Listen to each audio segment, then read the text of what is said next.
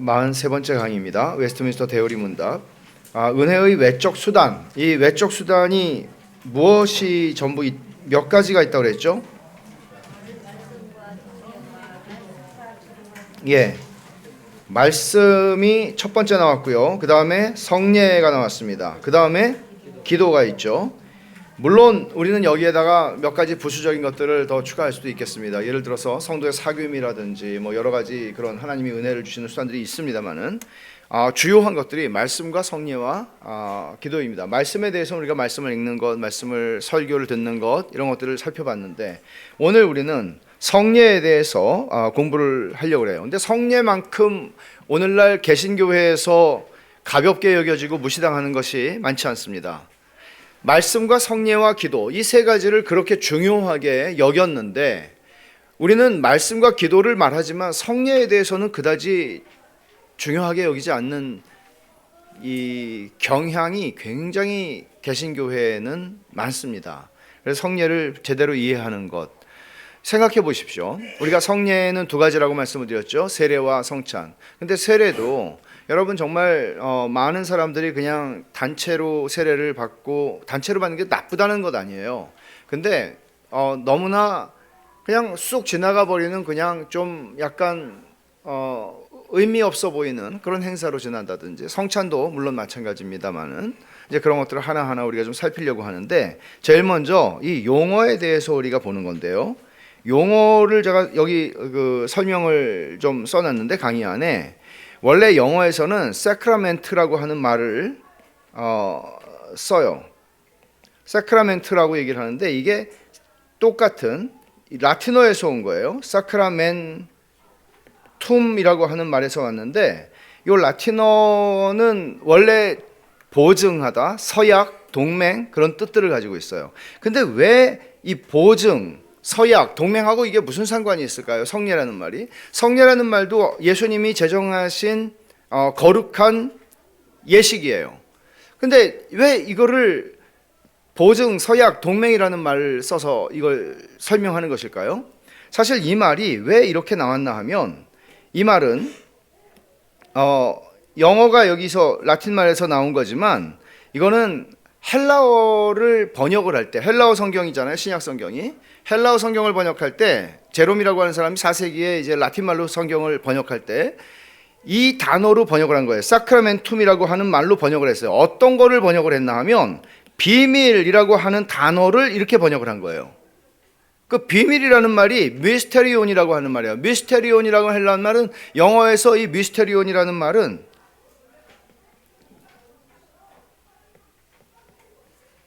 미스테리온이라는 말은 미스테리라는 말이 여기서 나온 거거든요. 그러니까 미스테리라는 거는 조금 좀 풀리지 않는 수수께끼 같은 것들을 얘기하는데 사실 그런 의미가 아니에요. 미스테리온은 비밀이에요. 예를 들어서 퀴즈를 냈어요. 근데 너무나 쉬운 것 같아요.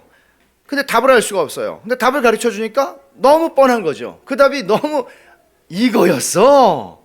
알고 나면 너무나 분명하고 알고 나면 너무나 선명한 건데 알려주기 전까지는 알 수가 없는 거죠. 이게 이제 천국의 비밀이다. 주님이 말씀하실 때 그 비밀이라는 말을 이렇게 했는데 그럼 왜 미스테리온이라고 하는 이 단어를 사크라멘툼이라고 번역을 했을까 제롬이? 계시되기 전까지는 알려지지 않는 거죠. 예를 들어서 여러분 동맹을 맺었습니다. 여러분 요즘에도 이제 대통령들이나 어떤 국가 조약이나 이런 것들 할 때 비밀리에 하면 안 되지만 그거는 국가 정상 간의 대화는 말할 수 없습니다. 이런 게 많잖아요. 알려주면 이해 못할 건 없어요. 알려주면 다 알아요. 근데 안 알려주면 몰라요. 그죠? 이런 개념이란 말이에요. 그러면 여러분 성례라는 것은 그 의미를 설명해주면 너무나 이런 거구나. 이 의미가 이런 거구나. 근데 안 알려주면 저 사람들은 떡과 포도주를 왜 먹지? 저 사람들은 물을 뿌려서 뭘 하는 거야?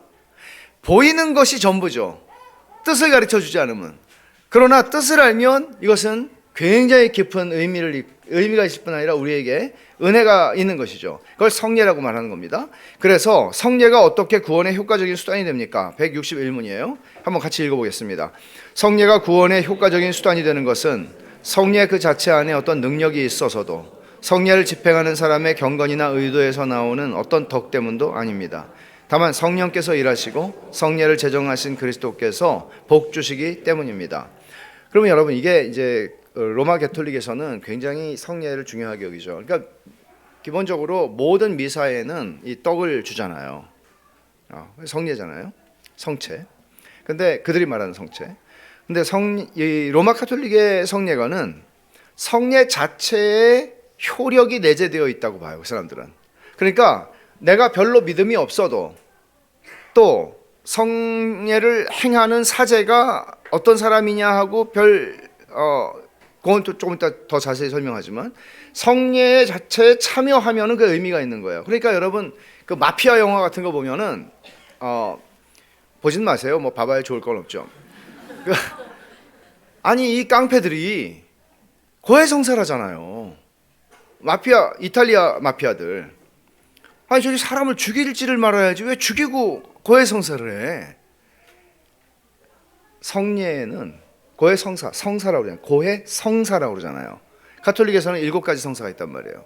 성사 자체에 은혜가 있는 거예요. 그렇기 때문에 그 의미 있는 거예요. 그래서 능동적으로 거절하지 않는 모든 참여자에게 효력이 미쳐요. 그러니까 내가 안 해. 이거 억지로 막 끌려와가지고 하는 그런 것만이 아니라면, 내가 그냥 자발적으로 내가 원해서 하는 거라면 그 자체에 은혜가 있어요. 그러면 여러분, 이거야말로 너무 쉬운 것 아닙니까? 참여하면 되잖아요. 참여하면 은혜가 들어오는 거잖아요. 이렇게 가르치는 거죠. 그리고 의식을 잃고 죽어가는 사람에게 베푸는 성례의 경우에도 그러합니다. 믿음이 필요 없어요. 이 경우에는 믿음의 유무와 상관없이, 이거는 예를 이렇게 든 겁니다. 그 트렌트 공회의 문서를 보면 이런 표현이 있어요. 달궈진 쇠를 사람에게 이렇게 대면 타듯이, 이 사람의 믿음이 있든 없든 타듯이, 이런 효과가 성례에 있다고 말합니다. 그러니까 어떻게 하겠어요? 예를 들어 교통사고를 당했습니다. 그리고 사람이 막 갑자기 죽어가고 있는데 교회를 다닌 사람이 아니에요. 그럼 뭐가 필요해요? 빨리 사제를 불러야죠. 숨이 끊어지기 전에 빨리 베풀어야죠, 세례를. 편하죠. 쉽죠. 근데 이것이 성경이 그런 방식으로 정말 말하는 것일까? 우리는 질문을 할 수 있어야 합니다. 성례를, 두 번째로 로마 가톨릭에서 성례를 시행하는 사제의 의도에 따라서 은혜가 주어지거나 철회될 수 있다. 그러니까 사제가 성례를 베푸는데 이 사람에게는 은혜를 별로 주고 싶지 않아요. 나한테 자꾸 못되게 해. 내가 이렇게 떡을 주는데 이 인간이 못된 인간이잖아. 나한테 지난번에 뭐라고 막 욕했잖아. 떡은 주는데 은혜는 주고 싶지 않아요. 사제가 성례를 베푸는 데 있어서 그 의도가 중요하다는 거예요. 사제가 올바른 의도만 있다면, 그러니까 나 은혜를 베풀고 싶다, 그리고 성례를 행해요. 사제가 떡을 나눠주거나 이래요. 그러면 성례는 자동적으로 참여자에게 은혜를 전달하죠. 그럼 여기서 중요한 건 뭐예요? 사제 자신이에요. 그럼 어떻게 돼요? 사제에게 의존해야죠. 사제한테 함부로 하면 안 되죠. 그럼 은혜 받을 수 없잖아요. 가면 쓰고 성찬에 참여할 수 있는 것도 아니고, 그러니까 사제 의존을 부추길 수밖에 없습니다. 가톨릭의 특징은 뭔가 하면 이 성례라고 하는 것을 기계적으로 강조하는 것이고, 사제에게 의존하도록 만드는 종교 체계가 될 수밖에 없습니다. 사제에게 의존하게 되죠. 그러니까 종교개혁자들이 이런 것들을 깨뜨렸다는 것은 굉장한 거죠. 그들이 이런 기득권들을 누리고, 왜 이게 유지가 되냐면 그런 기득권들을 누릴 수가 있거든요. 그리고 사람은 성경 읽지 못하게 했으니까. 그러니까 성경이 뭐라고 가르치는가 하면 성례 자체의 능력이 있지 않다고 말합니다. 예를 들어서 사도행전 8장에 마술사 시몬이 세례를 받고 예수님을 믿고 따라다녔다고 그랬어요. 세례를 받았다고요, 이 사람이. 그러나 나중에 나오는 이어지는 이야기들을 보면 이 사람이 세례를 받은 사람으로서 그렇게 행동할 수 있는 건 아니죠. 가짜인 것이죠. 그러면 세례 자체를 받았지만 효력이 미치지 않았다는 것을 반증하는 것입니다. 그리고 성례를 집행하는 사람의 경건이나 도덕적 인격과도 상관이 없어요. 고린도전서 3장에서 바울 사도가 누가 세례를 주었느냐가 중요한 게 아니고 자라나게 하시는 분은 하나님이라고 얘기하잖아요. 그럼 누가 세례를 줬다 안 줬다 이런 차원의 문제가 중요한 게 아니에요, 사실은. 그러면 자, 질문입니다. 타락한 목사로부터 세례를, 예를 들어서 내가 세례를 받을 때 몰랐어요. 왜 여성 문제든 돈 문제든 하여간 목사들이 타락을 하죠. 타락을 하는데 타락한 것이 드러나서 공개가 돼서 이 사람이 그 직무에서 쫓겨나기 전까지는 그 일을 계속 했을 거 아닙니까? 설교도 했고요. 그리고 성례도 베풀었을 거 아닙니까? 그러면 그 사람이 불륜을 저지르고 있는 기간 속에서 내가 세례를 받았다고 합시다. 그 사람을 통해서. 그럼 세례 다시 받아야 됩니까? 근데 찝찝하잖아요. 안 찝찝하겠어요? 그럼 다시 재세례 요청을 해야 됩니까? 그렇지 않다는 거예요. 왜냐하면 성삼위 하나님의 이름으로 세례를 베푼 것이기 때문에 그 사람 자신의 도덕적 능력이나 그 사람의 됨됨이나 그 사람의 믿음이나 이거하고 상관이 있지 않다는 거예요. 만약에 그렇다면 우리가 목사나 어떤 사제에게 줄 서지 않겠습니까? 나는 능력 있는 큰 목사님한테, 큰 스님이라고 그러잖아요. 큰 목사님한테 세례를 받고 싶다. 우리는 그런 마음을 가지지 않겠습니까? 그럼 그런 건 아무 의미가 없다는 것이에요. 그리고 제가 이런 얘기도 들었죠, 사실은.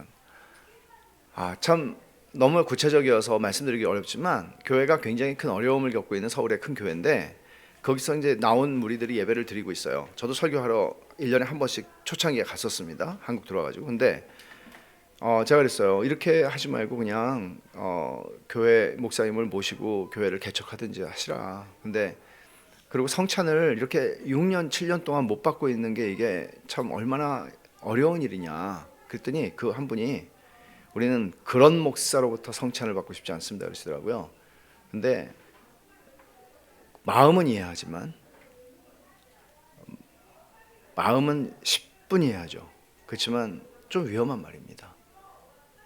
우리는 성찬을 받는 것을 가볍게 여기거든요. 아니 성찬 안 먹으면 어때? 말씀이 있는데.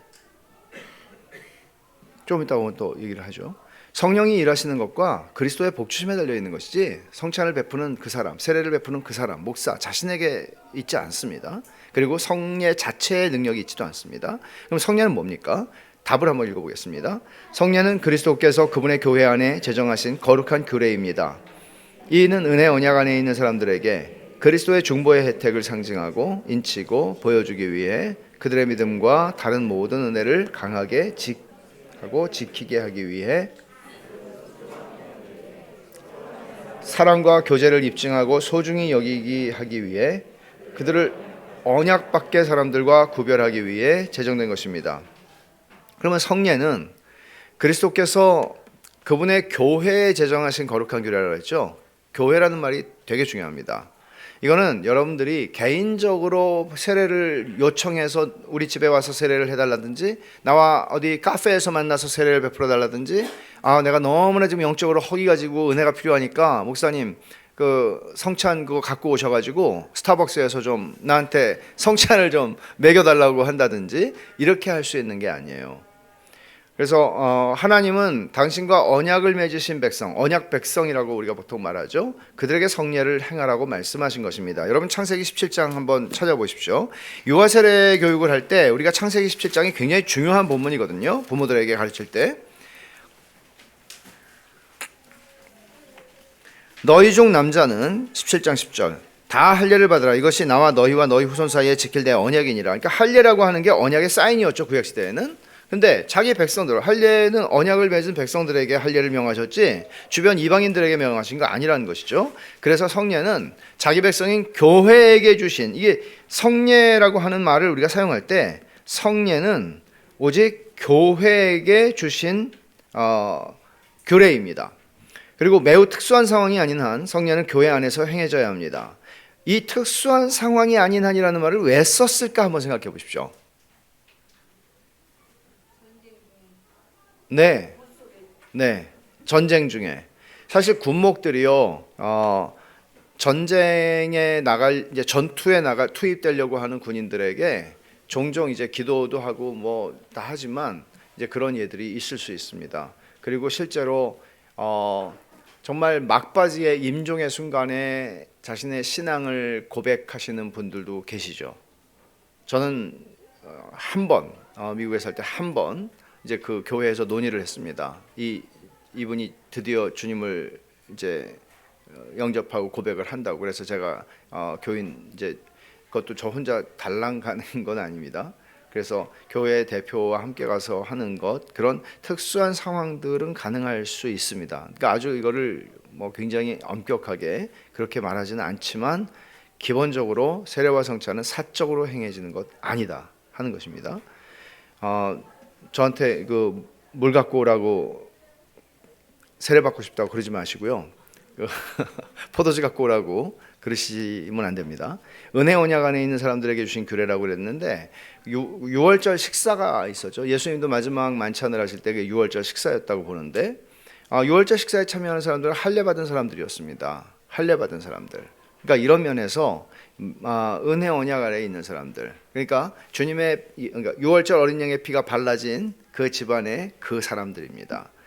할례는 은혜 언약의 표였습니다. 그래서 창세기 17장 7절을 보면 내가 내 언약을 나와 너 및 네 대대 후손 사이에 세워서 영원한 언약을 삼고 너와 네 후손의 하나님이 되리라 라고 말씀하시죠. 그러니까 할례를 받는 것은 이스라엘 백성이 왜 할례를 중요하게 여겼나 하면 하나님의 언약 백성이라는 표거든요. 그러면 예를 들어서 저는 이 반지를 되게 중요하게 여기죠. 저는 안경은 바꿀지언정 반지는 바꾸지 않습니다. 이게 너무 후진 것 같으니까 보석을 하나 박을까? 왜냐하면 이 반지는 결혼 반지이기 때문에 그렇습니다.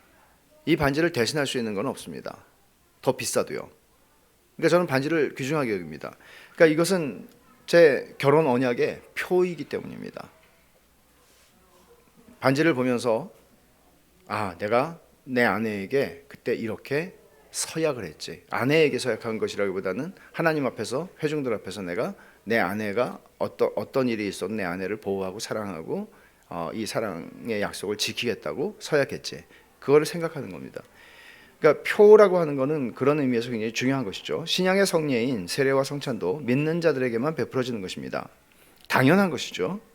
그 다음에 C, 그리스도의 중보의 혜택을 상징하는 성례다, 상징한다, 그렇게 표현을 했죠. 근데 그리스도의 중보의 혜택을 상징한다. 그러면 우리가 세례를 받는 것이요, 세례를 받는 것이 그리스도의 중보의 혜택을 상징한다. 성찬을 받는 것이 그리스도의 중보의 혜택을 상징한다. 그러면 그리스도의 중보의 혜택이 뭐죠? 자, 여기 보세요. 그리스도께서 자기 백성을 위해서 성취하신 모든 것입니다. 예수님이 나를 위해서 행해 주신 모든 것입니다. 창세전에 이루어진 구원의 전체 계획이 있습니다. 그리고 택자들을 구속하시는 하나님의 섭리가 있습니다. 택자의 궁극적인 영화가 있습니다. 영광의 나라에서 누릴 영생이 있습니다. 이 모든 것들, 이렇게 간단하게 써놨지만 이 모든 것들을 다 집약적으로 상징하는 게 세례와 성찬입니다. 이런 의미에서 세례와 성찬처럼 중요한 게 어디 있겠습니까? 제가 예를 들어 설교를 한다고 할 때 이 모든 것들을 어떻게 한꺼번에 다 담아낼 수 있겠습니까? 세례와 성찬은 그런 의미가 있어요. 세례는 그리스도 때문에 죄사함을 받은 표이고, 성찬은 그리스도와의 살과 피의 참여함에 대한, 그리스도와 연합하는 것에 대한 표입니다. 그리고 또 이 성례는 인치는 성례다, 그렇게 얘기합니다. 인친다라는 말은 담보한다, 보증하다, 확증한다. 그러니까 다 이제 계약서 읽어보고 마지막에 도장 찍는 거예요.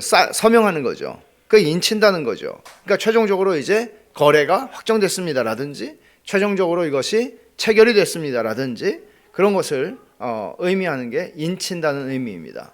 그러니까 성례는 인치는 그런 효력을 가지는 것입니다.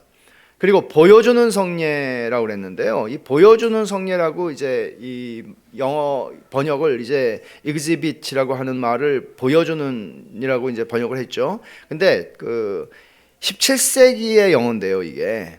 이 단어가 지금은 보여주다, 나타내다 뭐 이런 거지만 당시의 의미는 실행하다, 적용하다라는 의미를 더 많이 가졌답니다.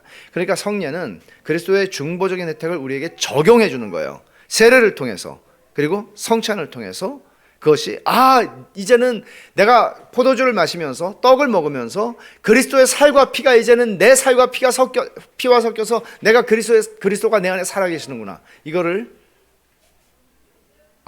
적용해 주는 것입니다. 그래서 실제적인 목적은 그들의 믿음과 다른 모든 은혜를 강하게 하고 커지게 하는 성례입니다. 실제로 성례를 통해서 우리의 믿음이 강화됩니다. 여러분, 믿음이 더 견고해지기를 원하십니까? 믿음이 강하기를 원하십니까? 작은 믿음, 부실한 믿음 속에 머물기를 원하십니까? 그렇다면 하나님이 우리를 그리스도께서 성령을 통해서 우리의 믿음을 강화시켜주고 우리의 믿음을 자라게 하신다면 성령은 얼마나 중요한 겁니까? 얼마나 중요한 것입니까? 그래서 말씀과 성령의 차이가 있어요. 일단 여러분이 믿음으로 성찬에 참여한다 하는 것은 내가 주님께 속해 있다. 이걸 먹음으로써 나와 주님이 하나가 된다. 그리고 내가 영생을 소유하게 되었음을 이 먹고 마시는 행위를 통해서 확신하게 되는 것입니다. 그래서 말씀과 성례의 차이는 말씀은 그 자체로 믿음을 주지만 성례는 그 자체로 믿음을 주지는 않습니다. 말하자면 아까 제가 성례의 의미, 용어를 설명했잖아요. 성례의 의미를 알고 믿음으로 그것을 받는 것 중요합니다. 그럴 때 믿음을 강화하고 증진하는 것입니다. 그리고 순종하게 하는 성례라고 그랬는데 이거는 복음의 말씀을 체험하게 하는 거예요. 어떻게 체험하죠? 시각으로 앞에 있는 물을 보죠. 포도주를 보죠. 떡을 보죠. 그리고 미각으로 마시죠. 그리고 먹죠. 그리고 촉각으로 그것을 받아요. 그리고 내가 먹습니다. 이런 걸 통해서 제가 이제 주일학교 꼬마들 가르쳤을 때가 있는데요. 1985년에 86년에 유치부 애들에게 설교를 했었어요. 유치부 전도사라면서. 근데 이제 설교를 한 10분 정도 하는데 한 3분 하기 전에 이미 제 뒤에 의자에 가서 앉아 있고 한 놈은 여기 가서 오줌 싸는 놈이 있고 개판은 아니지 아이들 판인데 하여간 정말 이 식은땀을 질질질질 흘리면서 설교를 하는데 제가 이제 아이디어를 생각했죠. 얘네들은 말로만 하면 안 되겠구나. 그래서 매주 뭐 그림도 그리고 뭐 맨날 그냥 토요일 날 저녁 때 그냥 되지도 않는 실력으로 뭘 맨날 만드는 거예요. 그래서 쫙 보여주고 뭐 양복도 찢어진 양복 하나 갖고 와서 또 탁 입고 뭐 별짓을 다 하면서 하는데 애들이 이제 점점 설교를 듣기 시작하더라고요. 집중하기 시작하더라고요. 그래서 마치 그런 것처럼 우리의 연약한 믿음을 하나님이 아시고 우리가 촉각으로 시각으로 만짐을 통해 미각을 통해서 그 은혜를 경험할 수 있도록 그게 하나님께서 이런 방식으로 우리에게 성례를 베푸시는 것 있습니다. 그리고 서로 간에 사랑과 교제를 입증하고 소중히 여기게 하는 성례라고 그랬는데요. 에베소서 4장을 한번 찾아보세요.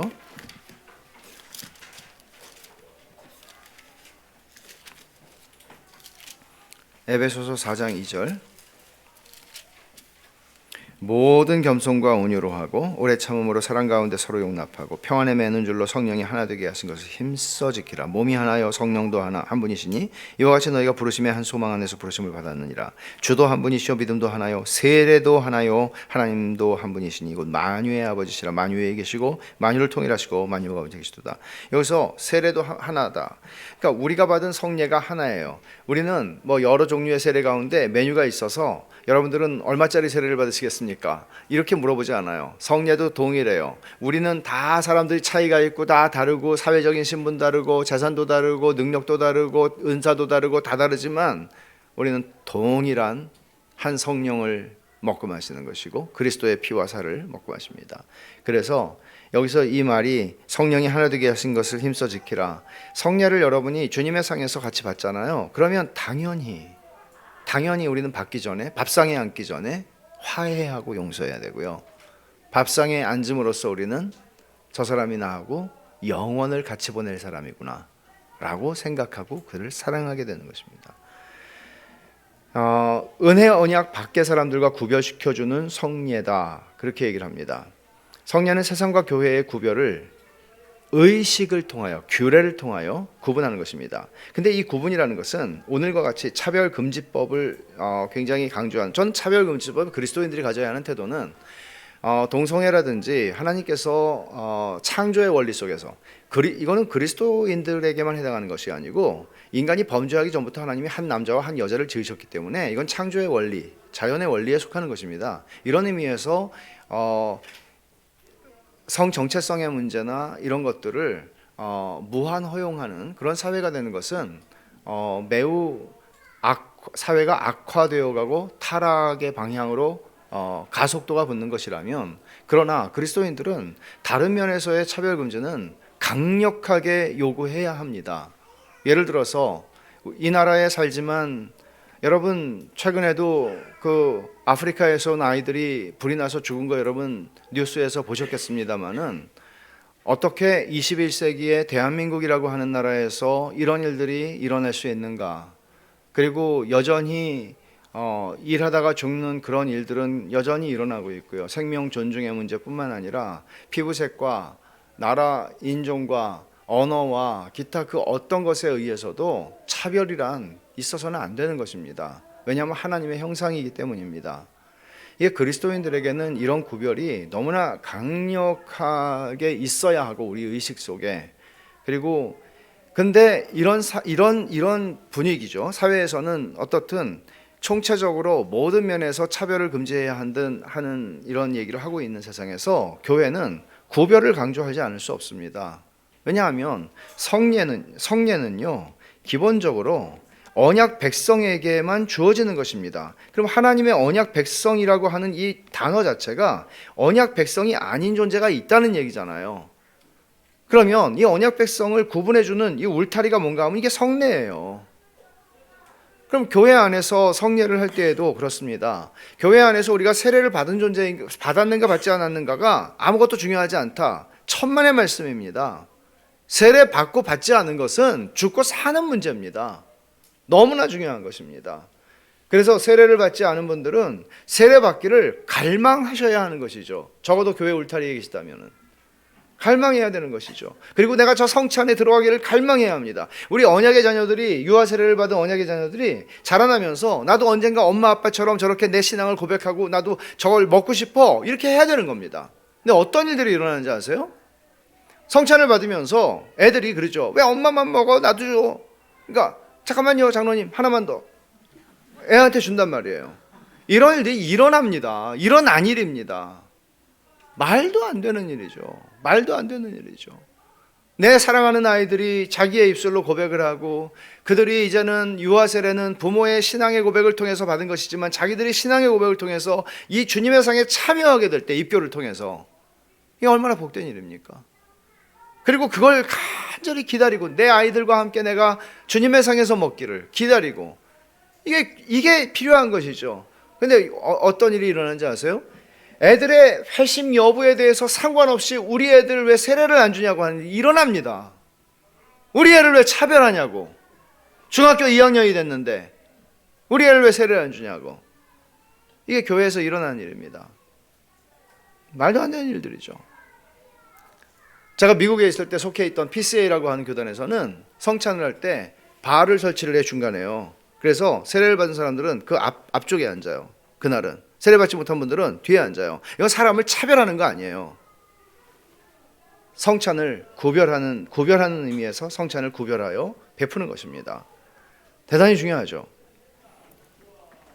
엄격하게 하는 분들은, 저는 그렇게 하고 싶진 않아요. 엄격하게 하는 분들은, 제가 자꾸 이제 자발적으로 그걸 강조하는 것이죠. 믿음이 없이 받지 말라고. 근데 방문하는 분들에게는 또 베풀지 않습니다. 성찬을.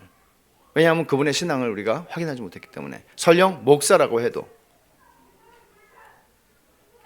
근데 이거는 좀 많이 나간 것입니다. 저는 그건 성경적으로 틀린 방식이라고 저는 생각합니다. 그건 나중에 좀 설명을 드릴 수 있어요. 왜냐하면 사람의 믿음은 내가 그 사람을 판단하지 않습니다. 그러나 우리 하나님 앞에서 바울이 고린도 전서에서 경고한 것처럼 경고합니다. 경고하면서 우리는 조심해서 받을 것을 요구하는 것입니다. 성례는 두 부분으로 어떻게 이루어져 있습니까? 같이 읽겠습니다. 성례는 두 부분으로 이루어져 있습니다.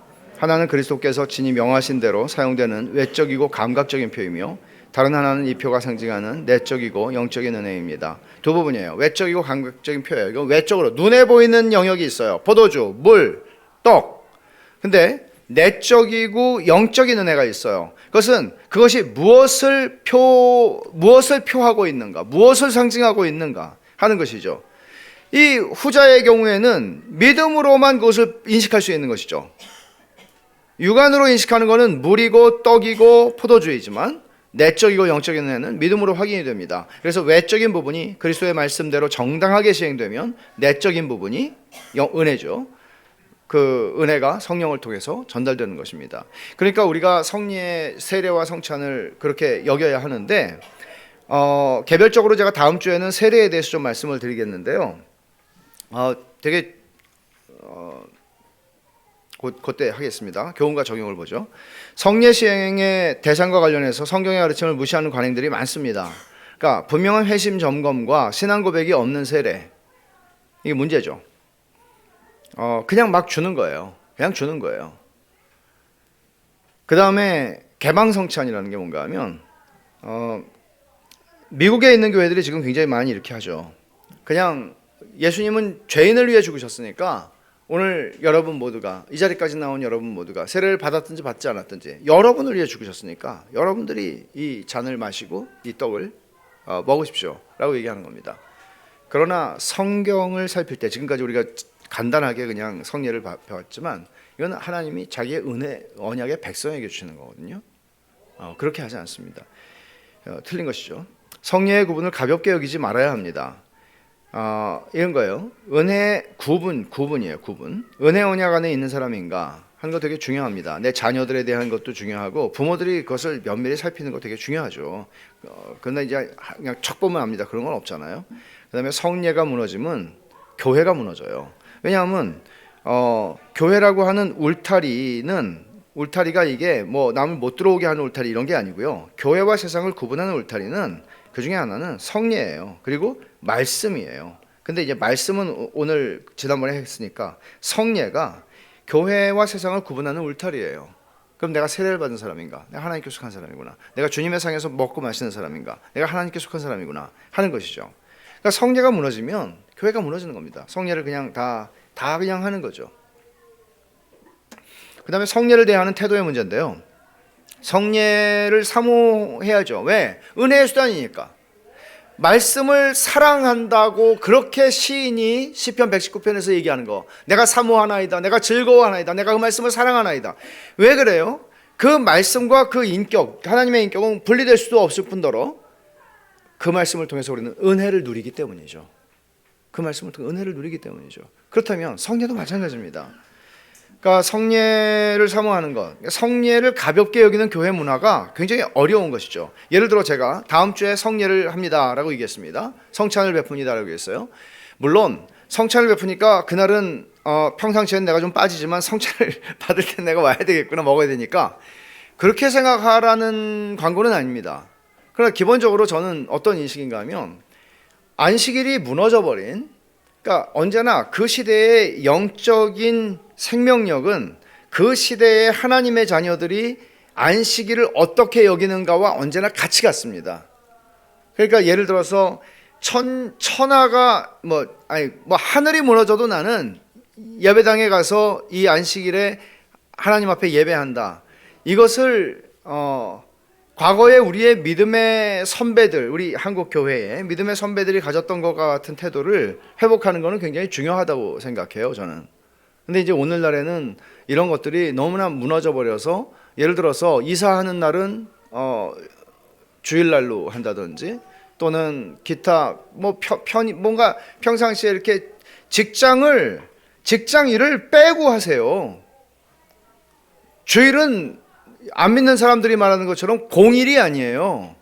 어렸을 때 친구들이 공일이라고 해서 얘네들 요일이 하나 더 있나? 우리 주일이라고만 배워가지고 그런 적이 있어요. 빈공, 공일인가요? 그러니까 그러니까 주일을 중요하게 여기는 것은 굉장히 중요합니다. 그래서 제가 전에도 말씀드렸다시피 하여간 그다음에 성례를 옛날에는 성례를 광고하고 성례에 빠지면 징계를 했습니다. 여러분 상상이 되세요? 타당한, 예를 들어서 미국 출장을 갔어요. 그러면 성례 못 받죠. 근데 성례를 못 받는 것에 대해서 징계를 했어요. 너는 하나님의 언약 백성으로 살기 싫다는 것이냐, 이런 것이죠. 이게 무서운 것입니다. 성례를 가볍게 여기는 문화 속에서 우리들도 그렇게 묻어가기가 너무나 쉽다는 것이에요. 세례와 유아 세례는 인생 최대 사건입니다. 제가 이제 세례 증서를 줘요. 유아 세례 증서도 주고 그렇게 하는데요. 하면서 얘네들이 이거를 20살이나 30살 때 가지고 있을까? 부모가 이걸 귀중하게 여겨서 이거를 얘네들에게 물려줄까? 증서들 많잖아요. 초등학교 졸업장, 뭐 초등학교 상 받는 거 많잖아요, 상장. 근데 과연 이거를 얘네들이 중요하게 여길까? 그러니까 사람들이 유아 세례를 받긴 해도 자기가 언제 유아 세례 받았는지 기억하는 사람 거의 없고요. 왜? 그 사람 탓이 아니에요. 부모 탓이에요. 그리고 유아 세례를 받았는데도 받았는지 안 받았는지 잘 몰라요. 어떤 사람은 부모가 얘기를 안 해줬으니까. 이건 정말 큰 일이죠. 인생 최대의 사건입니다. 유아 세례는 정말 중요한 것입니다. 그리고 세례는 말할 것도 없죠. 성찬이 없어도 상관없는가? 여러분들은 어떠세요? 만약에 성찬을 우리 교회가 그 팬데믹 때도 막 그 아크릴 막 맞춰서 사다가 막 밑에서 막 그냥 수단과 방법을 생각해가지고 했잖아요. 그래서 성찬을 안 받아도 괜찮은데 뭐 저런 데다 이렇게 아크릴판 돈 쓰고 그것도 한 5만 원 드는 것 같은데. 그러니까 뭐 그렇게 하나. 성찬이 없으면 상관이 없지 않습니다. 하나님의 백성은 그리스도의 상에서 먹어야 합니다. 근데 그것이 그 은혜를 누리고 있는 사람들에게는 중요하지만 그 은혜를 누리지 못한다면 그것은 참 슬픈 일입니다. 성찬은 놓칠 수 없죠. 그래서 이렇게 해야 되는 거죠. 저는 제발 우리에게 성찬을 베풀어 주십시오. 당회요. 우리에게 성찬을 더 자주 베풀어 주십시오. 이렇게 여러분이 하시는 날이 오기를 바라겠습니다. 별로 뭐 아멘도 안 하시고 뭐 반응, 그러니까 더 주십시오. 그리고 함께 성찬에 참여하기를 사모하는 것이죠. 우리가 매주일 사실 하는 게 제일 좋다고 저는 보는데 점점 더 빈도를 더 가지고 갈 것 같긴 합니다. 근데 성찬의 의미를 우리가 누누이 강조하지만 하나님의 받은 은혜 속에서 내가 성찬의 의미를 알고 그 성찬을 통해서 내가 하나님의 은혜를 다시 새롭게 하는 이런 일들이 우리 가운데 보편화되고 더 충만해질 때 성찬은 우리 안에서 더 의미 있는 거룩한 규례가 될 것입니다. 그렇게 되기를 바랍니다. 그러나 조심해야 하는 것이 있죠. 성례에 집착하지 말라는 것입니다. 성례주의자가 되지 말라는 것입니다. 그래서 세례를 내가 지난번에 좀 받은 게 좀 별로 감동이 없었으니까 세례를 좀 다시 받고 싶다고 한다든지, 또는 세례를 베푼 그분이 지금 타락을 해가지고 내가 다시 받아야 된다든지, 이제 그렇게 할 필요는 없습니다. 그리고 그때 내가 모르고 세례를 받았는데 이제는 복음을 알고 세례를 다시 받고 싶다든지 그렇게 할 필요도 없습니다. 이미 세례를 받은 것이 우리에게 유효하고 효험이 있는 것입니다. 그리고 성찬을 얼마나 자주 할 것인가, 이것에 의해서 판단도 하지 않아야 합니다. 예를 들어서 성찬을 자주 하는 것이 좋습니다. 당연히 좋습니다. 그러나 성찬을 우리 교회는 지금 가능한 2달에 한 번씩 하려고 생각하고, 조금 시간이 되면 아니고 조금 더 우리가 성찬을 받을 준비가 더 돼 있다고 생각하면 1달에 한 번씩으로 좀 가고 싶고 매주일 하고 싶고 그런 마음입니다. 그러나 예를 들어서 지난번에 이제 성찬을 여기서 이 공간에서 도대체 어떻게 성찬을 하지? 이럴 때 테이블 2개를 놓고 이제 앞에 나와서 받으셨잖아요. 근데 어떤 일이 일어나는가 하면, 앞에서 저는 계속 성찬을 이제 베풀면서 집중을 하니까 모르는데, 뒤에서는 성찬을 이미 받은 분들이 잡담하고 서로 떠들고 있었다는 것을 나중에 알게 되었습니다. 근데 그래서 다음부터는 이렇게 하면 안 되겠다. 근데 그분들도 그렇게 하신 분들이 계시다면 깊이 회개하십시오. 그러나 그렇게 하는 것이 반드시 그 사람들의 신앙에 대한 판단 유무와 떠나서 이 공간이 해결해 주지 못하는 문제도 분명히 있는 거 제가 인정합니다. 왜냐하면 이 공간이 좀 어려운 이 공간 자체가 좀 어려운 상황인 것이 있는데, 그래서 제가 다음부터는 우리의 믿음의 연약함을 생각할 때 성찬을 그렇게 하면 안 되겠구나. 어떻게 성찬을 받고 돌아서서 잡담하고 떠들 수가 있을까? 그러면 성찬을 안 받았었어야 되는데 라는 생각을 저는 하거든요. 근데 사실은 성찬을 너무 가볍게 여기는 태도거든요. 그렇게 하시면 안 돼요. 그렇게 하시면 안 되고, 사실 그 시간에 성찬을 주님께서 당신의 피 흘리심과 살찌짐을 통해서 우리에게 은혜를 베푸시기 위하여 그 의식을 주님의 희생을 생각하면서 다시 우리가 이것을 받음으로써 하나님의 은혜를 우리에게 주시기를 원하시고 우리 영혼을 회복시키시기를 원하시는 것인데, 그 기대감이 있고 그런 간절한 사모함이 있다면 우리가 그렇게 받으면 안 되는 것이죠. 그래서 그런 부분에서도 우리가 돌아보면서, 그러니까 성찬을 이렇게 저렇게 다음 주일날 우리 성찬 또 합니다. 근데 하나님께서 마침 성례에 대해서 이렇게 강의가 있어서 그런 은혜를 좀 풍성히 누리고 일주일 동안 여러분이 성찬을 기대하며 기도하며 정말 하나님께서 큰 은혜를 베푸시는 것을 누리실 수 있길 바랍니다. 여러분의 냉랭한 마음을 하나님께서 성찬을 통해서 다시 한번 불과 같이 회복시켜 주시는 그런 은혜를 주십사 기도하며 받으실 수 있기를 바랍니다. 기도하겠습니다. 하나님 아버지, 감사합니다. 저희들에게 이모저모 다양한 방식으로 은혜 베푸시기 위해서 은혜의 수단들을 허락하여 주신 주님, 그 은혜의 수단 하나하나를 가볍게 여기지 않게 해주시고 그 은혜의 수단을 통해서 참으로 저희의 영혼을 천상으로 끌어올리시고 주님을 사랑하게 하시고 저희의 냉랭한 가슴이 뜨거워지고 살든지 죽든지 내가 주님이 존귀하게 되기를 원하고 주님 위에 살기 원한다고 하는 그런 마음이 저희 안에 세상에 붙은 어떤 마음보다도 더 강해지게 해주시고 그 은혜로 저희가 살아갈 수 있도록 도와주시옵소서.